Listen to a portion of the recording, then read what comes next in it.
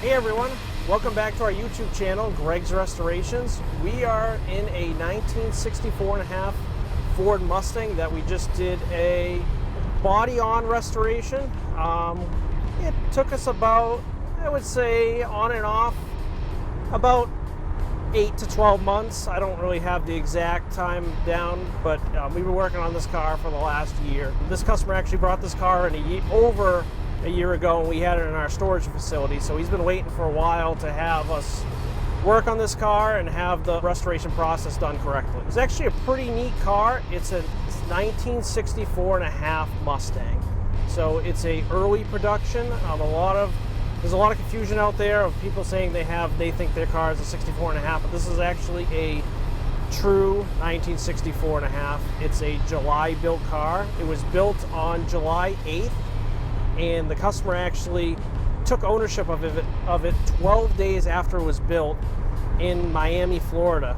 We actually have a lot of the original paperwork for this car, which is pretty neat. Original sales brochure, original pamphlet that you got from the dealership. The Ford dealership was called Austin Ford, and then later years it was called the Bill Austin Ford Incorporated. There's not a lot of information about the Ford dealership.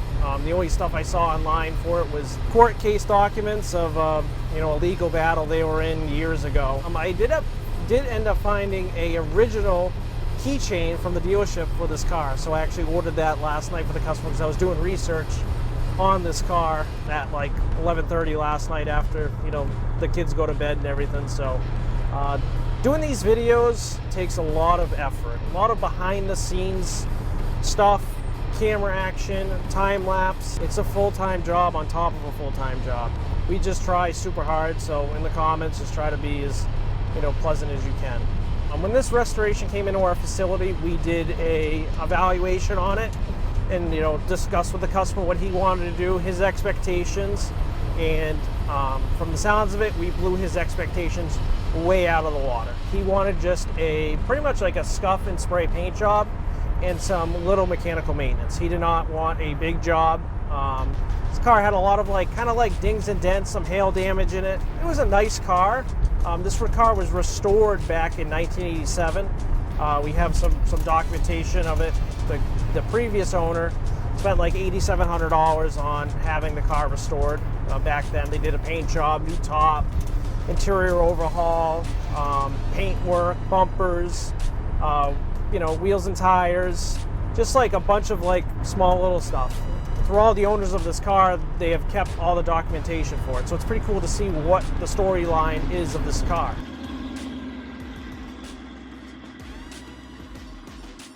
The car came in and we started picking away at it.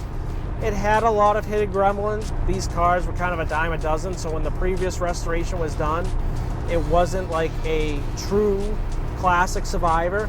We stripped the car down to a good solid point that we can start doing body work on. We took a lot of the panels down to bare steel and then did our body work. A lot of sheet metal repair in the trunk. We found a lot of rust in the back, so we had to do rear suspension work, all new rear suspension. We had to do front suspension work. There's a lot of little miscellaneous rust holes along the car that had been kind of patched up over the years. This car was body worked. It was polyester primed, and then it was 2K primed as well. Just because of the level we were taking this car to, we actually blocked by hand this whole car before paint process. Got it right into our paint stage. So when we refinished this car, we used all of Sherwin-Williams Automotive's base coats and undercoats. They helped us match the original color of this car. And the original color of this car is a Cascade Green Metallic.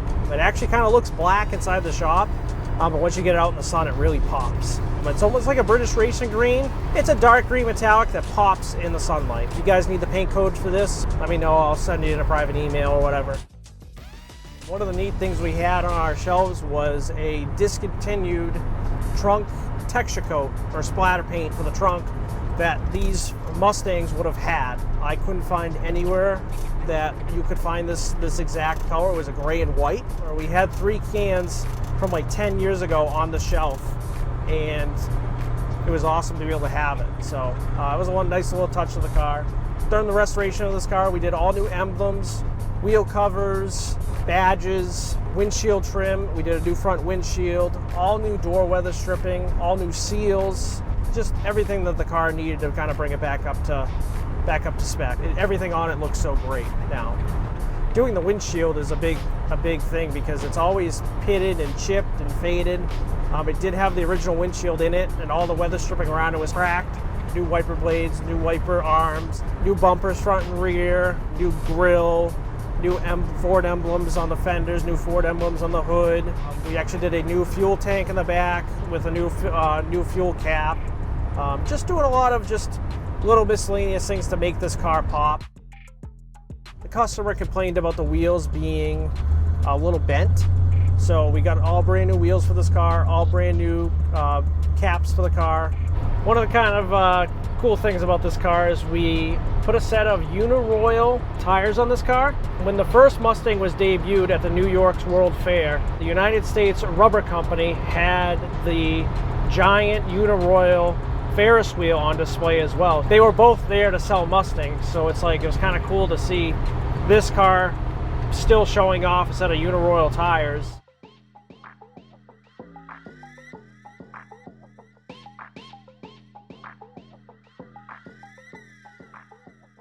The interior and top were restored by John at Inside Out Custom, so he did the carpet, the door panels, the seats, and the convertible top. Really nice. The top goes up and down, really awesome. Kind of a nice, cool feature.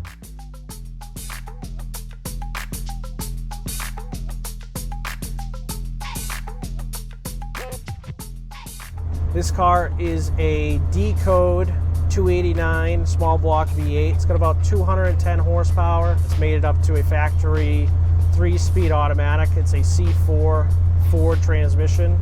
You could have got a hypo, they call it a hypo, but a high performance model that had about 270 horsepower, but this car didn't come with it. So this is a D-code 289, which is the rarest of the 289s. It's got a lot of unique features on the front of the engine, and it's also got a generator on it. They started switching to alternators right after this car was built. So this is one of the things that makes this Mustang a true 1964 and a half.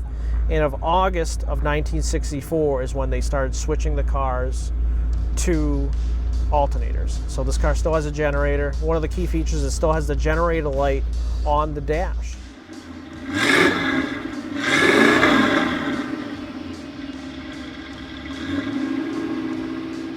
Did a full exhaust system.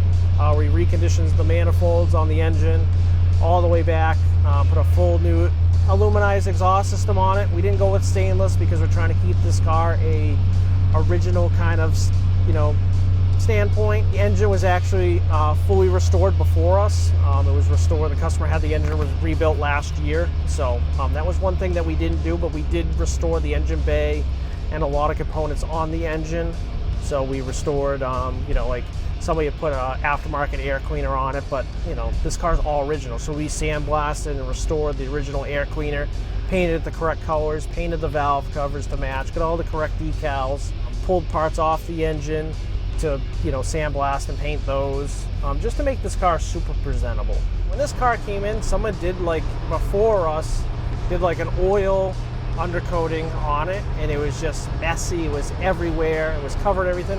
What they were trying to do was preserve the car because it was starting to kick off and rust spots in places, and it was almost like they used a used motor oil on the underside of this car. So it took so much extra time to clean and prep the underside of this car. So we got it up on jack stands outside, multiple times of steam cleaning, getting all the rust and just flaking material off. Then we did a nice wire wheel on the whole underside of the car, and then our friends over at POR, we teamed up with them. We did a nice rubberized undercoating on the whole underside of the car.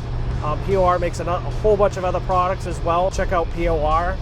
They're actually up in New York. They're not too far from us, which is really nice. While we had the car up on the lift, we did a four-wheel brake job on it as well. This is a four-wheel drum brake car, so it has drum brakes all the way around it. It stops pretty good. What's kind of neat is this car hasn't been converted to disc brakes yet. Everything about this car is factory. We restored the drums, restored all the brakes, adjusted the brakes. Classic Tube up in New York as well. They helped us out with some brake lines for this car. We did a nice aluminized brake line kit on this car. We didn't go with a stainless steel because the car is all original, so we wanted to keep it, you know, like an original standpoint.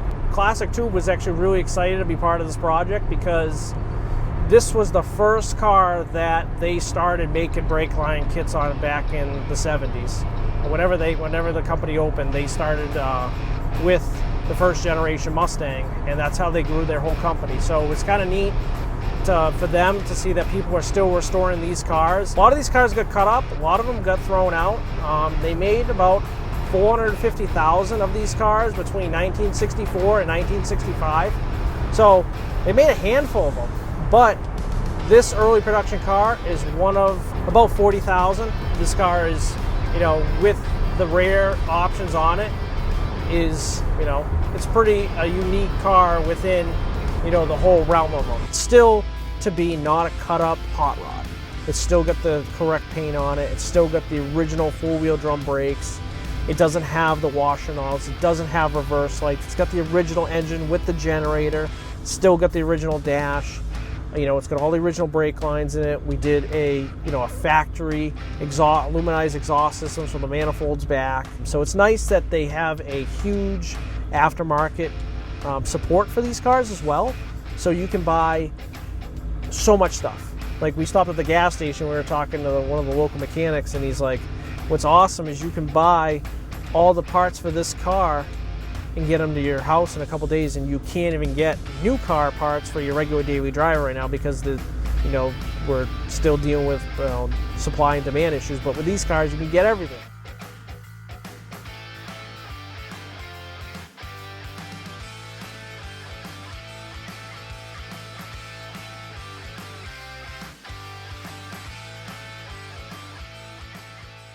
You can also check us out on the web at our new website, Greg'sToyotaRestorations.com.